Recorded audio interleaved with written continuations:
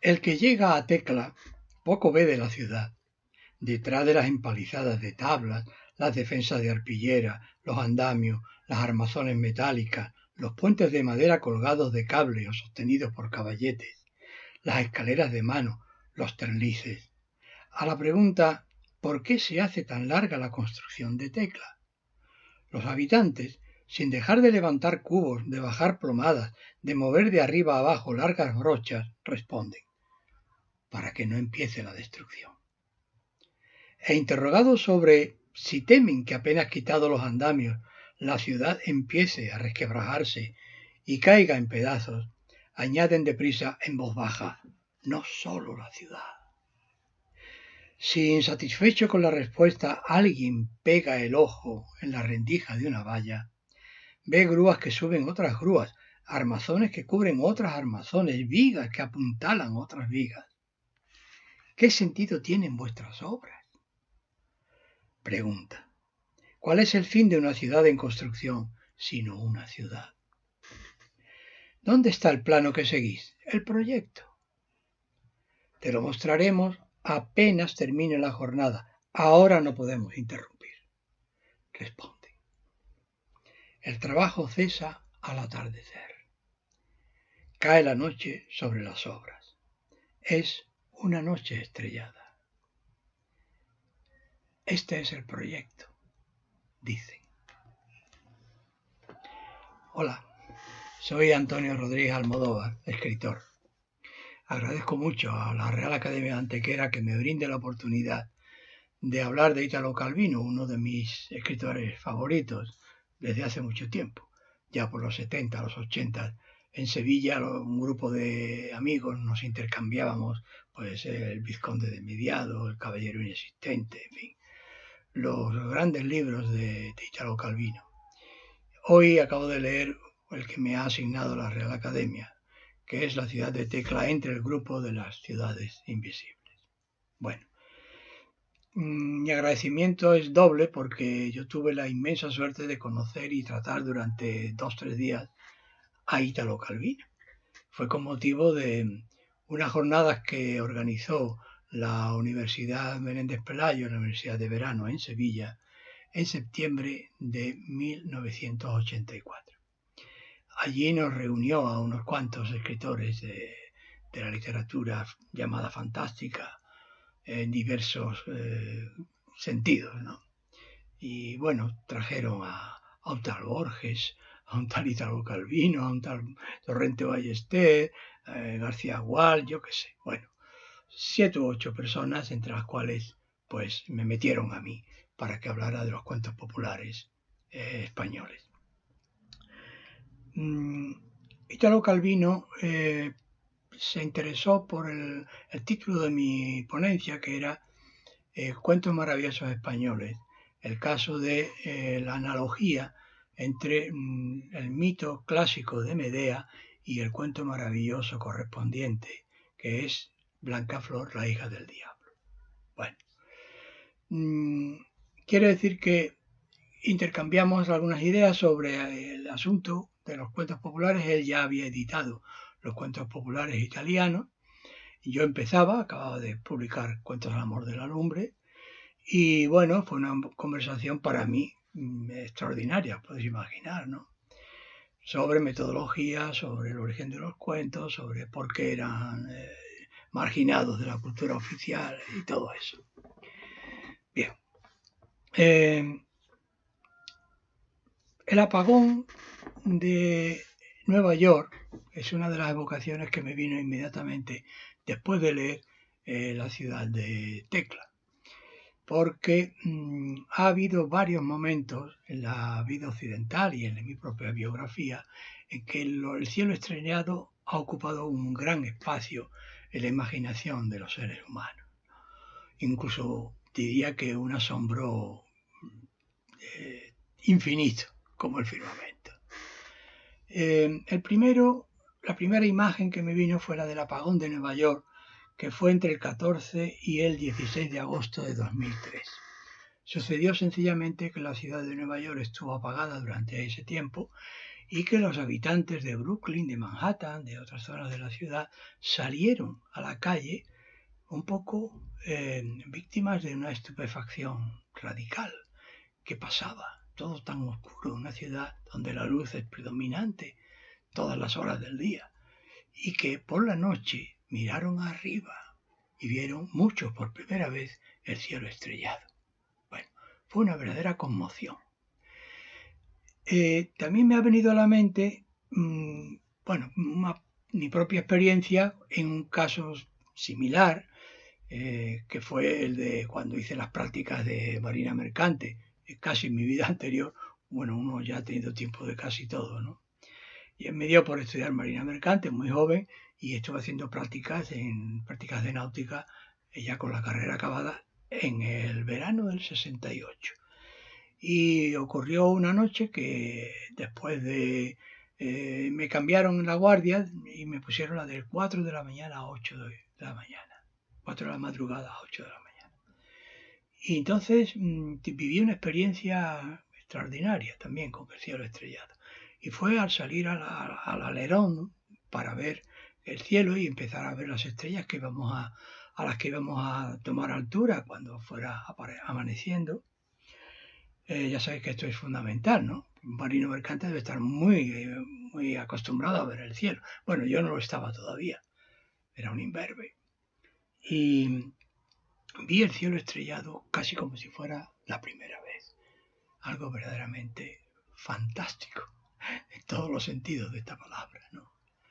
Bueno, digamos que de entonces me viene un poco la costumbre, el hábito, si queréis, un poco marginal en mi vida de mirar al cielo de vez en cuando, de situarme lo que puedo, en fin, reconocer las estrellas. Tengo mi pequeño telescopio incluso. Bien,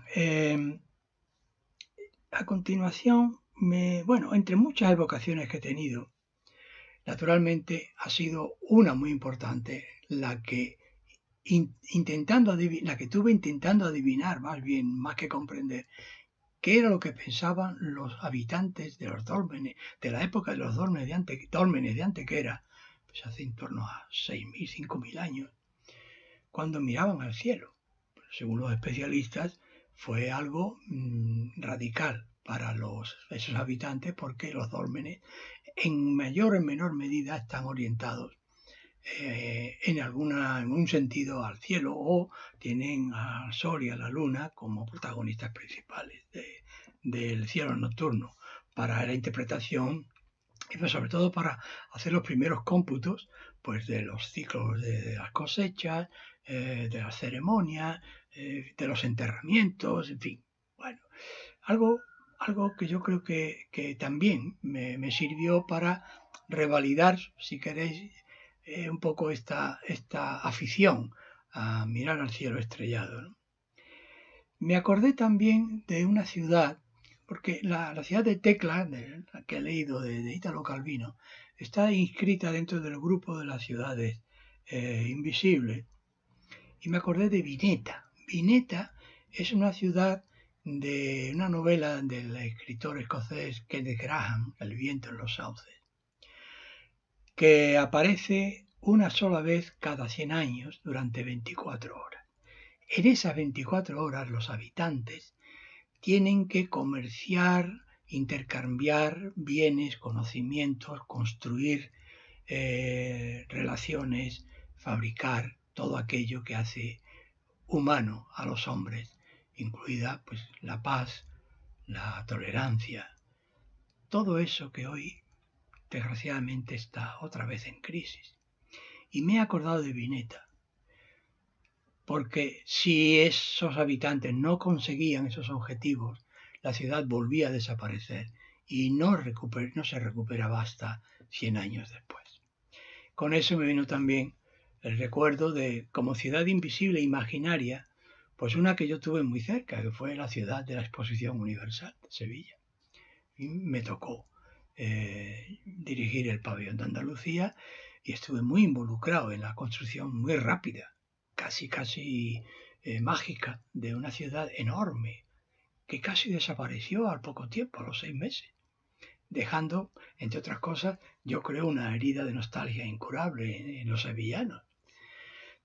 Y cuando se cumplieron los 20 años de la exposición, los primeros 20 años, yo escribí algo en el País que recuerdo que lo hice imitando el estilo de Italo Calvino, del que yo era un gran lector.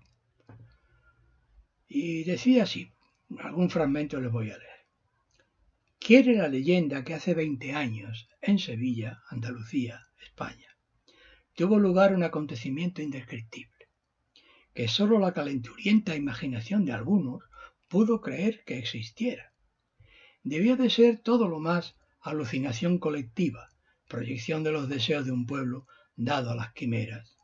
Quiere la leyenda que aquí se citaron casi todos los países del mundo para celebrar, porque sí, que la humanidad es conforme con la redondez de la tierra, que la cultura destruye las tinieblas, que la democracia puede construir la paz, que todos los pueblos son dignos y hermosos. Los más atrevidos la llamaron Expo 92. Sevilla era entonces una urbe secuestrada en su propio ensimismamiento, resignada al atraso de más de medio siglo. Por sobre las tapias de la calle Torneo, quienes se atrevían a mirar, paréntesis, poco como describe Italo Calvino, lo que hacían algunos que pasaban por delante de la ciudad de Tecla en construcción, ¿verdad? Quienes se atrevían a mirar veían un páramo irremediable, un melonar y unas ruinas que fueron monasterio y poco más. Así que un buen día los ciudadanos, ya libres por democracia, decidieron saltar la tapia, adueñarse de la isla de la Cartuja y allí montar un chirimbolo con los últimos adelantos de la técnica de soñar. Se repartieron el melonar, montaron sus tenderetes y se pusieron a mirar. Se pusieron a mirar por los artilugios con pinceles abstractos, con sombras chinescas, daguerrotipos fulgurantes, nada por aquí, nada por allá, y se fueron sacando del magín los más encumbrados disparates. Uno puso un puente que parecía una arpa gigantesca, otro puente como un arco para tocar el primero, y luego otro y otro. Bueno, he querido evocar todo lo que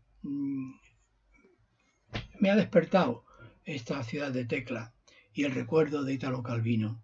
Una cosa más me vais a permitir, y es que, andando el tiempo, yo publiqué un libro de relatos maravilloso en el sentido técnico de la palabra, que se llamó El bosque de los sueños. Este libro se tradujo al italiano hace unos años, y en la contracubierta me encontré con lo siguiente. Esto no lo había sugerido, lo puso el editor italiano.